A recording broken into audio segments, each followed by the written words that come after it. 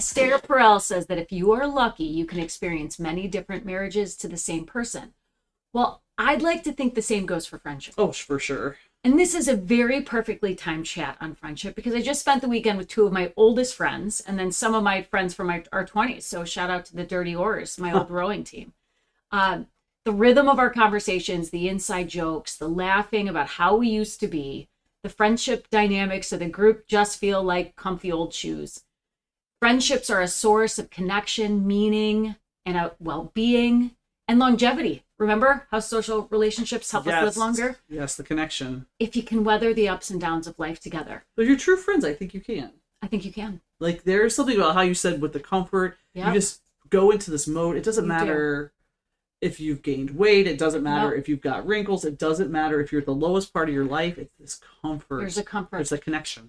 But we know, so when you have it, it's magic. It is because magic. You can go months without talking to someone. And then you see them and you pick up, like, it's literally like you just feel that chemistry, that connection, that you can talk so deeply. You can have those really honest conversations. Yes. It's not always easy, though, to navigate when you're going through a difficult time or you're struggling with mental health, deaths, marriages, divorces, parenting struggles. Yes. There can be natural changes in our social circles, conflicts over boundaries and expectations.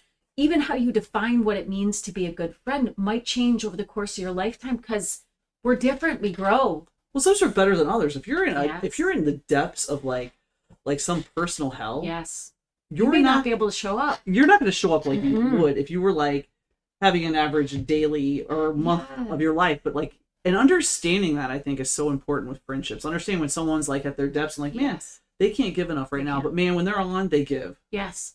And today, that's what we're going to kind of explore is friendships and how to identify whether you're in a healthy one or you might be in an unhealthy one. For sure.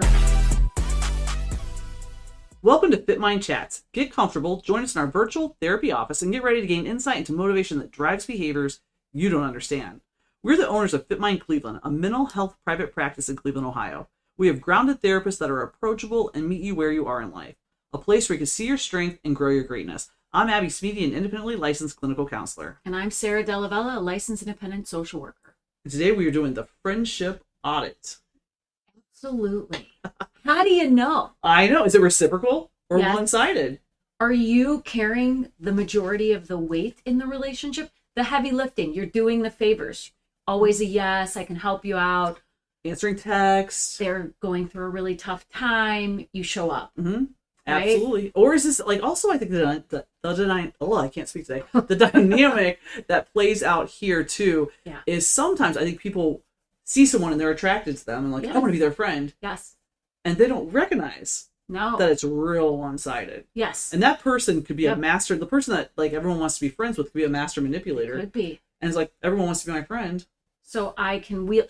I mean, there's power dynamics. Oh, yes, there is. That's kind of really what you're referencing. Yes. Like, how do people wield their power? Right. Right. And by power, I mean, like, that is the things like of asking for things, of giving. Mm-hmm. Like, there's how a lot of people, when they're feeling pretty comfortable in their own shoes, might have no problem asking you 50 different favors. For sure. But they may not offer to help you when you need it.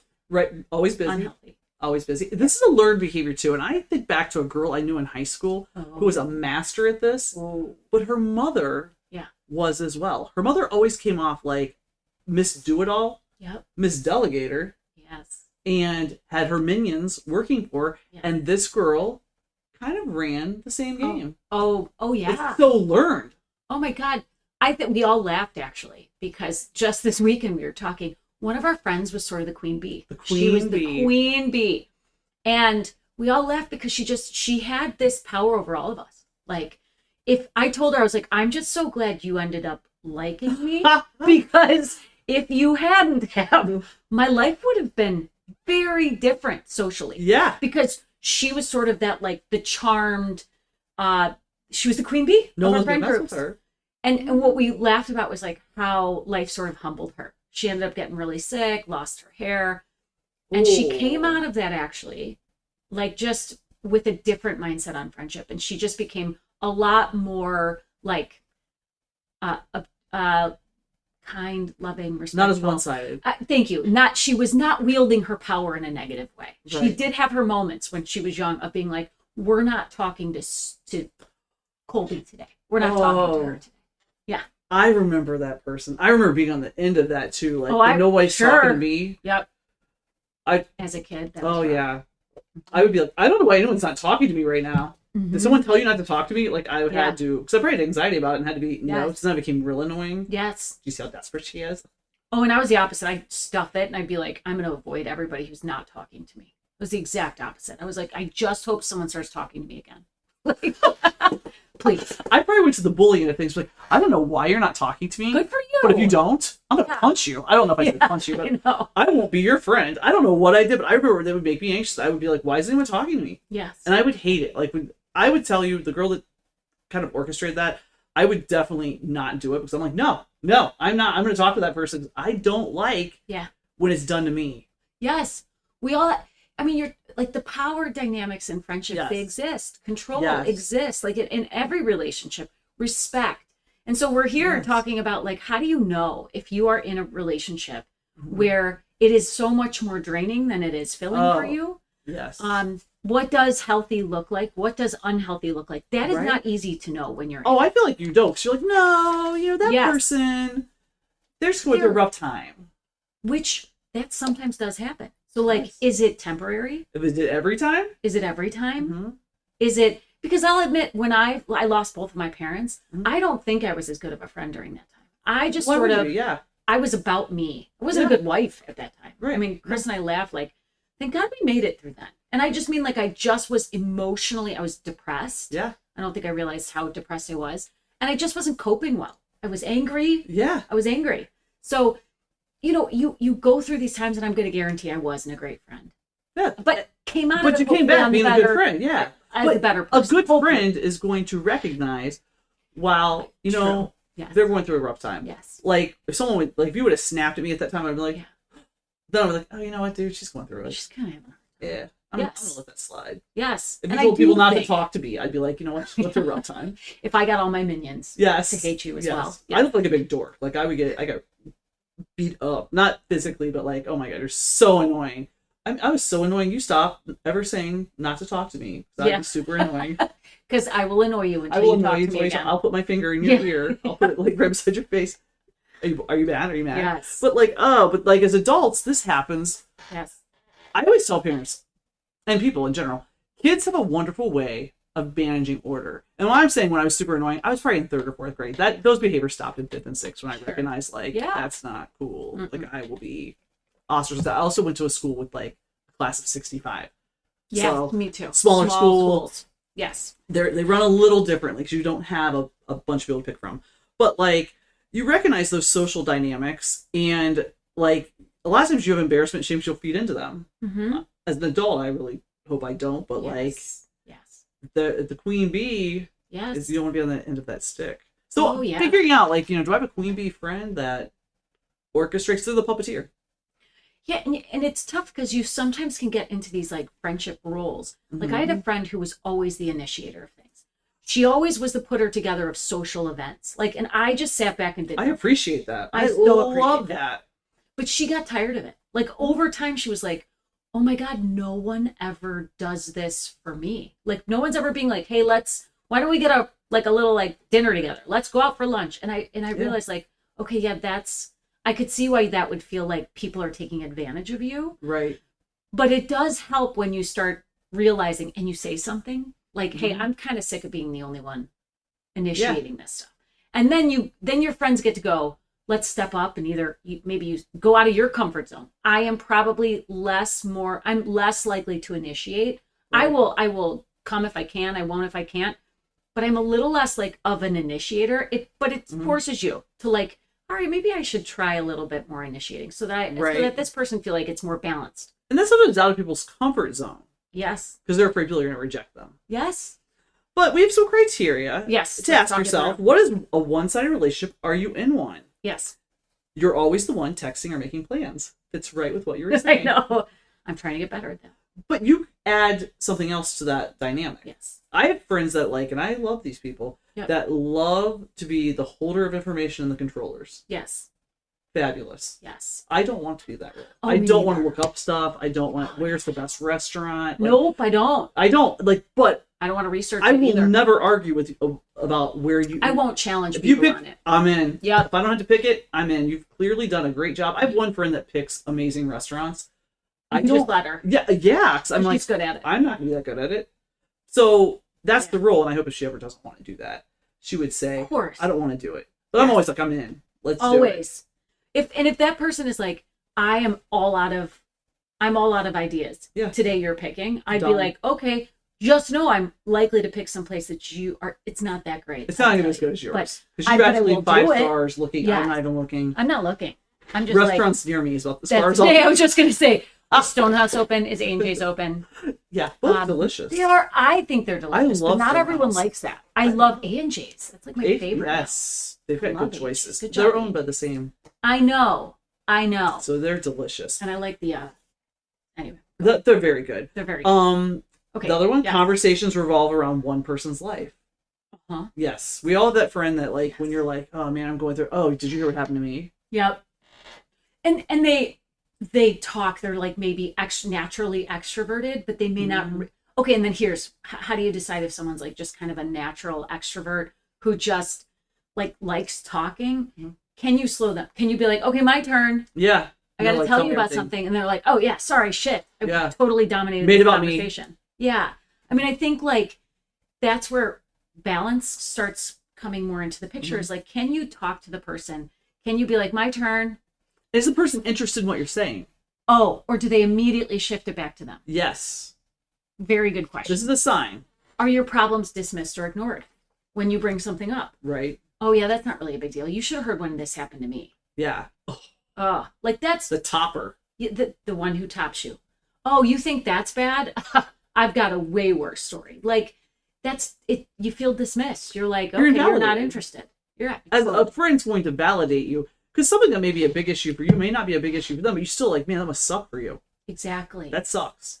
That's terrible. That's the whole purpose of validation. Is if you know what the feeling feels like, you may not know the exact situation, but if you've ever Right. felt that way, you can be like, oh yeah, man, that sucks when you feel that way. And if I It's don't know how I feel about it, I can imagine that sucks. Yes. Like, yes. that has to be awful. Exactly. So, Does your friend only reach out when they need something? oh, you know this one. Uh-huh. Hey, I can't pick the kids. Could you give them a Yeah. ride? And then you text them back one day, hey man, I'm stuck in traffic. Could you pick? I'm sorry, I already Crickets? picked up. Yeah. I already picked up. Yes. Or they don't answer. That's more crickets. Like, oh, I didn't see this. I know. Bitch, you saw that. You're always on your phone. Like, Yeah. what? Yes. But that is, yeah, you're always the one. Yeah. And ask yourself and be honest. So a lot of times that's the one that the person you're like, oh, I really want to be friends with them. Yeah. So then, oh, I have to prove my worth. Don't ever feel like you have to prove your worth in a friendship. No, absolutely not. You do not. I mean, that's the other thing. You don't have to, like, we really don't need people. You want to find your people. I always say this to my kids. Yes. Like, find people that, like, truly are great compliments to you. And, like, complimentary in the sense of, like, not that they're telling you you're awesome. I just mean to your personality. Like, it's a good fit. Mm-hmm. If someone isn't a good fit, let go. It's okay to let go of a fit that does not match you. Yes. Like, we're all trying to find people that are good fits. Different ways, different personalities, but that they fit in some way. Like, my son, he is quirky. I just said I would never talk about him on this podcast. He's not listening. No. But, like, I think back in 5th grade, we had this really good, maybe it was 6th grade. 6th grade, I had a really good Lang teacher, honors Lang or whatever it was. And she noticed my son and one of his best friends to this day. Yeah. She's like, I think they'd be great friends, so I'm going to match them up in class. To this day, they're still best friends. Oh my gosh, and it is that's a great match. I mean, It's a great match. I don't even want to know what they talk about. Yeah. Like, because it's They out just there. fit. Yeah, they just fit well together. Yes. And I'm so happy he found this person. From that person, they Yep. found a group of like 15 other guys. Yes. That are all, they're good friends. They match. They match. They fit. mesh. They don't, like, that's the next one. You leave an interaction feeling drained. Those guys don't feel drained. They feel empowered by each other. Or, I mean, they just have a good time. But That's you have that exactly friend right. that when you see them call, you're like, oh my God, I don't know if I have it in me. I can't do it today. Yeah. If you're thinking that when they call, then that's not your person. I'm going to throw this out there. There are introverts who are more drained by social interaction. Oh, We're yeah, talking true. about something different, though, because a lot of times introverts get refueled by being alone, but they can still leave social interactions feeling good. Yes. Even if they're still feeling a bit drained by them. Because a person can understand. If you're a good friend, you're going to understand, oh, she's an introvert. Yes. She's done. She's done. She came, she had a good time, enjoyed herself, but when she's done, she's done. It's time. Again, you like accept each other for who you are. Right. You tolerate each other's differences. Maybe you're an extrovert and the other one's an introvert, but you don't judge the introvert. No. For not wanting to do all these big group activities. Right. Because they're drained. That's not their jam all the time. I think with the drained one, I have a person, I feel like being a therapist. Yeah. Some people will pick to be my friend only because I'm a therapist and they think that I'm going to offer out some free therapy. So dole it out for them. I'm not. Yeah. That's why you want to be my friend, don't call me. It won't happen. It takes a lot of effort and thought to be in therapy. Like when I'm in a conversation with a friend, the friend hat is on. Yes. It's not like I'm like, oh, have you tried deep breathing? It's never going to come out. I'm going to be like, no way. Right. What a dick, or like whatever it might be. Yes. But like I had like a couple people that I know became my friend because of what I do, and they would catch me like after a workout class, or they know where I'd be and they would corner me and tell me all the insanity that's going on in their lives. And literally I would leave and just be like, I feel like drained. I don't want to be your friend. Yes. I don't want to I would avoid workout classes where I knew they would be, or I'm using workout as a thing. Yeah. Events where they would be. Yeah. I would avoid, or I'd always have a reason why I couldn't stay. That's a sign of a one-sided relationship. And you know, I will say I have been very fortunate. I feel like when people ask questions, they're always like, I hope this isn't annoying. And I'll be like, no, not at all. No. Because again, there's mutuality. Yeah. There's reciprocity in the relationship. Yeah. So when they do say, hey, could I ask you a question? Because that's already there, I'm like, of course you can. Yeah. Like, 100%. But if it's just, that's the one-sidedness that you're talking about. Like, it just feels like the only thing that they're looking for is that kind of support, which is only time they ask me questions, or only time they engage me. People ask me all the time, like, oh, my kid's doing this, blah, blah, blah. Yes. No problem. Yeah. No problem. Because we're already having another conversation, usually about something else. Yes. This is like, oh, hey, can you have a minute? I'm always like, I don't. Yeah. Because I have to get away. I start having anxiety. So I'm like, if I get stuck in a 30-minute conversation where I'm doing therapy on my day off. Oh, agreed. Yeah. I am not doing this. But like people that are like, just asking questions. Yeah, it's mutual. Yes. Whereas the other one is very one-sided. Yes. Like as soon as I see them in the class, I'm like, yes. I mean, do you have those friends where your efforts aren't acknowledged?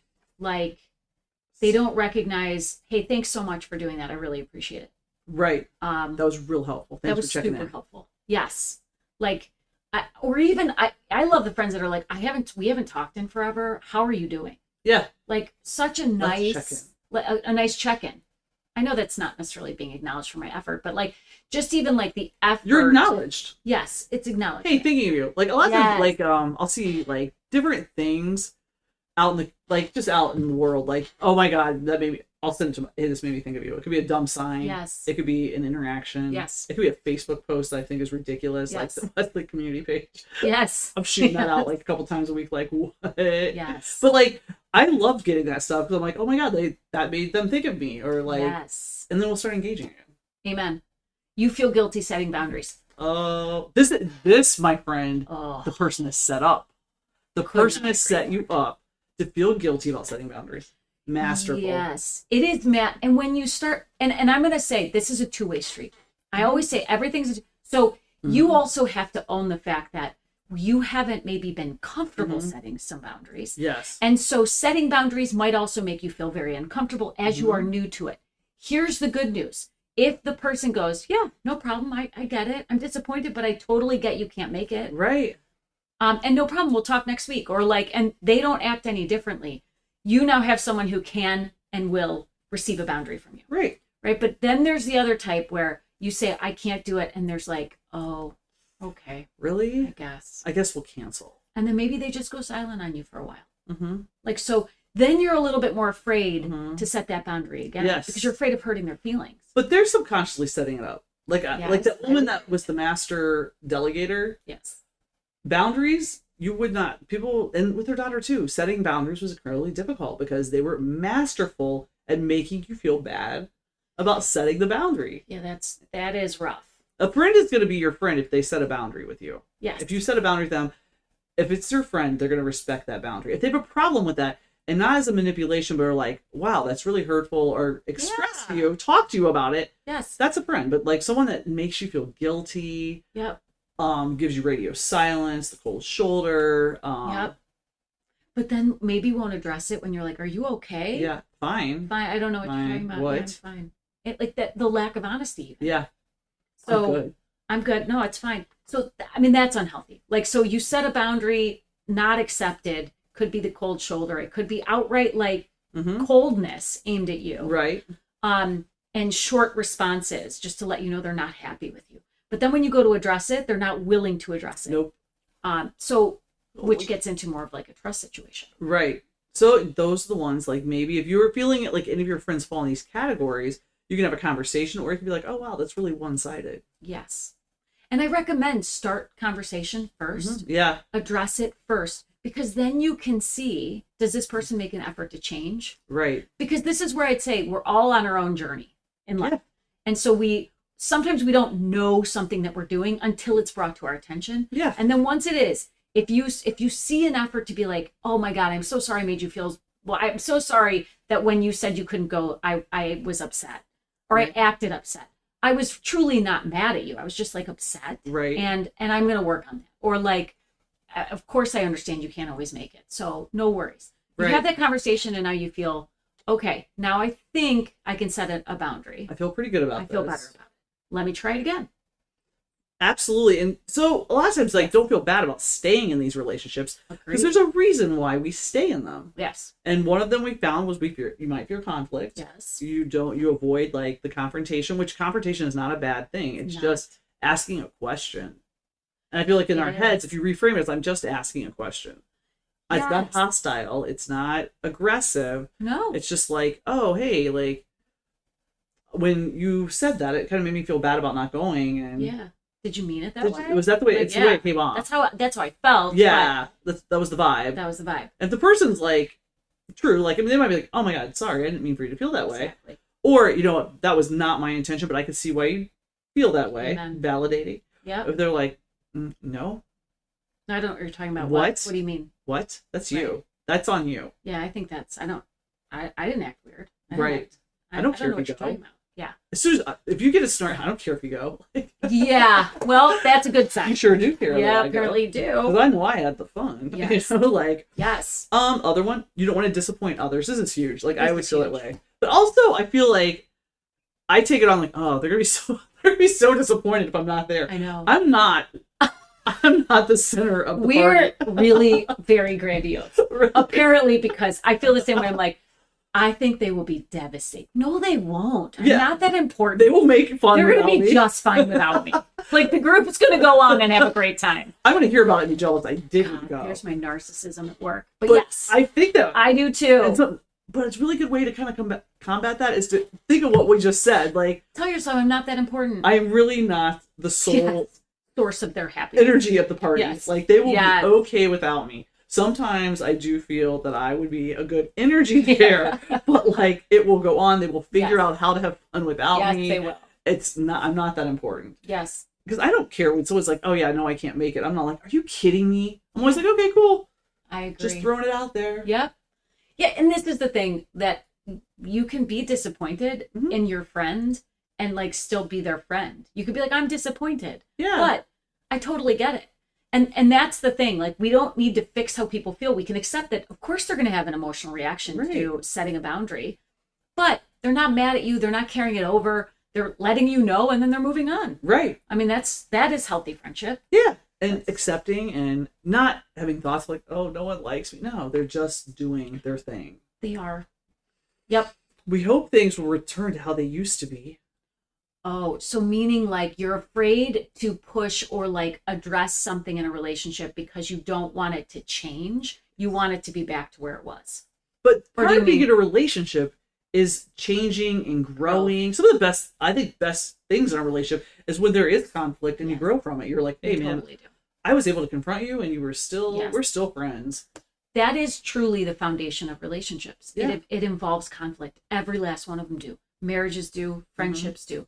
it doesn't mean you have to scream and yell at each other, but how you do the conflict. So that's dependent on your approach, right? I do think a relationship and who you are in those relationships are important, but conflict is a must. It's unavoidable. You are two different people with two different ideas of the way things should go. So you're going to have to be able to talk through that and accept the differences. Are avoiding. Yes. This might be a sign that this is not a healthy relationship. Yes. Because you feel like, oh gosh, I can't rock the boat. I can't rock the boat. They're too fragile. Yes. They'll not want to be my friend. Yes.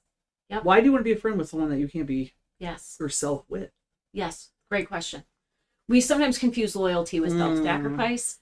And I think loyalty and self-sacrifice we don't want to get into a position in a friendship where it is just out of loyalty that we're stay friends, or just out of like, I feel like I have to sacrifice for others. That's how I define myself.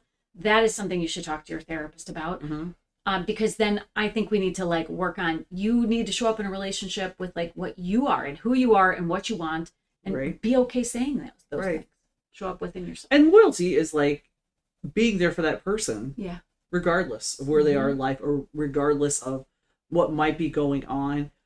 Someone's talking shit, like, and that's your friend. Like, I would just give Sarah an example. I have a friend she's rough around the edges. If someone talks shit about me, I know 110% she's going to have my back. She can speak up. She'll speak up. And I, no doubt, it's going to make that person real uncomfortable. Yeah. But, like, there's a loyalty there. Yes. And she's not self-sacrificing. She's just, like, in her head, that's wrong. Yes. That's wrong. I will not put up with it. Yes. So loyalty can look different with different people. Yes. Someone's in a really rough place in their life, and you just kind of go, they're having a hard time. Right. I know who they are, and I'm just, and they're not they don't have a lot to give. Like, that's another way that loyalty can show up and contribute to like longevity. Now, if this is always the hard question, is more than likely they're coming back at some point. Yeah. Where they can go, hey, I didn't realize I was just going through a hard time. But, you got to weather some of those ups and downs together too, because that is going to happen. Absolutely. Yeah. We learn to prioritize others over ourselves. Or yes. So wait, what were you talking about? Like when people like prioritize the relationship over their own needs. Yes. Like that's problematic. You're grocery shopping, you're like, I really need a ride. I'll drop what I'm doing and get over there. That's a sign this might be one-sided. Oh God, yes. And you will eventually get very resentful. We've talked about this a lot. We talk about resentment a lot. You're going to feel very taken advantage of eventually. You've got to ask yourself, like, it is okay to prioritize your own needs in a friendship. In fact, it's important you do. Yes. Because if you take good care of yourself, then you are available to other people to be more present for them too. Yes. So how do you evaluate a relationship? If you're thinking it probably is. This is, I think, so across the boards for most. You suspect, it's usually what it is. Just having that little vein of thought of like, is it one-sided? Oh, yeah. But if you're still not sure, yes, you can ask yourself, do I feel valued in the relationship? Good question. Do you feel like you contribute to that relationship and they contribute back to you? Yeah. Do you feel like they enjoy your contributions? Yes. They actually listen to your contributions? Yes. It doesn't mean they have to do them. Right. But do you feel valued? Is your friendship valued? Yes. Can you be yourself? I think that's huge. It's huge. Emotional safety in a relationship is so huge. Like you can show up with like not a whole lot to say. You can say, I've had a really bad day. I just I suck today. I can't even stand myself. I can't stand the whole world. And the person's like, yeah, I totally know. And they don't ask anything more out of you. They're not mad at you for the way you're showing up. They're like, yeah, I'm glad you showed up. Glad you're here. Yeah. And then you can sit and be like, do you want to just watch a show? Sure, let's just watch a show. Let's just do it. And can you be yourself? Like, I mean, maybe you're quirky and weird. If you're that person that's trying to like be friends with the queen bee or is one side and you're doing a lot of stuff, this is a good one. Can I be myself? Yes. Or am I this like person that's? Am I trying to be? Am I trying too hard? Someone else? Am I trying to like fit what they expect of me? Right. Versus who I really am. I think that's called a pick me.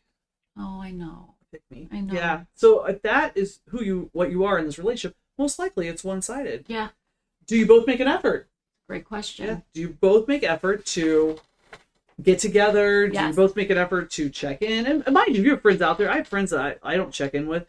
And out of nowhere, I'll see something that reminds me, then I'll shoot it off to them and like, we'll like be right back to where we started. Yes. But there's effort on both parts. Yes. It's not just one person doing everything. Yes.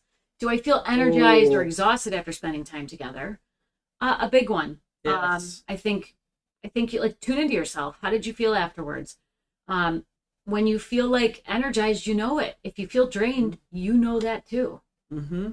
And I mean, like, there's certain people I leave up like, oh my gosh, I feel awesome. That was a great time. Yes. And the people that exhaust me are the ones that are one-sided. Like I walk away, or I don't want to be with them. Yeah. I will like find what reasons as to not do activities with them. Or this could be too, like maybe that person asks you questions, but maybe they're so negative, they drain and exhaust you. Like I have a couple of friends like that. Yeah. That drain me. Yes. Or can we have honest conversations? So for me, this is huge. I mean, honesty and friendship is so important. Can you just say what's really on your mind? Can you address things in your relationship? Can you have like honest conversations about what's going on with you, between you guys, and in other areas? Like, I just think honesty is huge. It is. And if you're afraid that person's too fragile, that's usually an excuse you're making in your head not to have conflict. Or like you really kind of want to be able to have those honest conversations, or you don't trust that person. If you don't trust that person, it's one-sided. Yeah. I think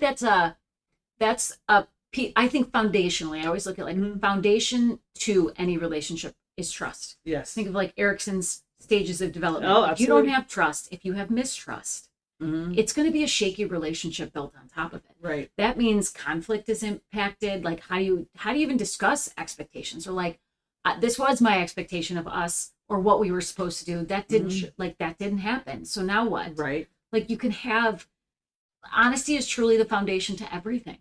I think you see this, especially you have two girls. Yeah. I have a girl, daughters, but like I think you could probably just do like when I'm looking at the friend group, I can be like, that's not the girl you're going to tell yourself to. That's not your person, because that person, like you can smell it out as an adult. Yes. And I mean, as you get adult friendships too, you can kind of feel it. But you definitely see it with the middle school, high school. Middle school's a tough time because I think they really struggle with like they all talk behind each other's backs. They're all kind of then telling each other about who talked behind whose back. Who's talking shit. It is it's a rough time in life. It definitely is. Is your friendship growing or is it becoming one-sided? And I think growing together. It's that it all goes back to like honesty. Are you able to share yourself honestly with someone? They accept you honestly, but they also can like help push you. Like because they're honest, because they see you, they can be like, sometimes you can be a bit moody, Sarah. And I just caution you, maybe don't make any decisions right now. Right. Like those are good friends that can look at me and go, I know you really well. And you can be a little temperamental. What's happening with you? Or what's going on? You seem off. Like what? Right. And then it's that, like, that's part of the growing process. They can challenge you to grow. Right. Like they can look at you and go, I don't know if this is really working for you. If you trust the person, you're okay with them saying that. Amen. That's where trust comes in. Right. If you don't trust, your gut will tell you, like, this person's saying this, there's other reasons. Yeah, what's the reason? If you don't trust the reason someone's bringing this up to you, that's certainly not going to help you grow because you don't even believe it. That's the backhanded comments. Yeah. Backhanded compliments. Yes. You can smell those. So a healthy friendship is built on, since we've been talking about this, mutual respect. You got it. Respecting each other's values. Yep. Where they are in life. Their boundaries. Yes. Yes. Trust. Well, I can't say that enough. Trust. Huge. Do you believe that they mean what they say what they mean? Yes. Or is there a hidden agenda? Will they follow through? And also, will they follow through? Yeah, absolutely. I think that's a big one with me. If someone says they're going to do something and they don't do it, like they're not dead to me, but like I'm like, no. And there's times where you screw up and you forget. I forgot last night, like I was supposed to be at someone's house to learn the ropes on cat sitting with Izzy. Completely flaked on it. Yeah. Apologize profusely, and we'll be back there to learn. But like, trust is like a big one. Like that's more like trust of like they're gonna say what you've said. They know something about you. They bring it out. Yes. They don't follow through. Their words and actions mostly line up. Yes. And I'm going to say mostly. It is not all or nothing because we are human. We make mistakes. Right. Emotional safety. You really can be open and vulnerable and honest about yourself. Yeah. To your part. I think emotional safety isn't you telling someone else honestly about them. It's about showing up and going, I'm going to tell you honestly about me. Right. And I sure hope you can still accept me. Right. That is, I mean, that's, again, you want to grow, you got to be willing to look at yourself. And in good, healthy friendships, you can do that. You can be like, oh my God, I got to tell you something horrible about myself. Well, at dinner, I think about this. Like, I think about Jim. I probably do this with you. We're out to dinner. Like, I like to eat when I'm out to dinner. I want a couple appetizers, maybe a salad, maybe a soup. I don't know. It depends on what it is. Entree. Like, there are people that would be so judgy of that. And I feel like when you're out with someone and you're able to eat what you want and say what you want and do what you want, that's your person. Like, you're like, oh, you accept me for, I just ate a box of Funyuns or a bag of Funyuns and or you could bag of chocolate chips. Something that is, I mean, who hasn't messed up and said something that's insensitive in some way or inappropriate Probably in some once way? a day. And like the person kind of goes, I know you didn't mean that. Yeah. Like, I mean, that came off the real wrong racist, way, or by that the came off way. real Like, that was super sexist abuse. Yeah. Yeah. Yes. Acceptance of each other's differences, huge. Not always easy. I mean, true differentiation is the ability to accept and tolerate differences with people. Not easy to do. I think politics. Oh my God. I will discuss it with certain friends because I know mine are different. And it's okay. Yeah. And in fact, I sometimes now, especially in this day and age, I don't want to know politics because I think there's become this, if you are a certain political side, you are wrong. And if you're the other side, you're wrong for these reasons. Right. It's like a character assassination once you identify politically. Character assassination isn't good, period. Let's not assassinate someone's character. No. Let's talk about a problem, an issue, and let's learn from how do we see things differently. Right. And not go immediately to you are a horrible human being. Right. That's really problematic. Anyway. It is. Well, we're kind of running out of time. I know, we have other stuff to say about this. We'll have to do another one.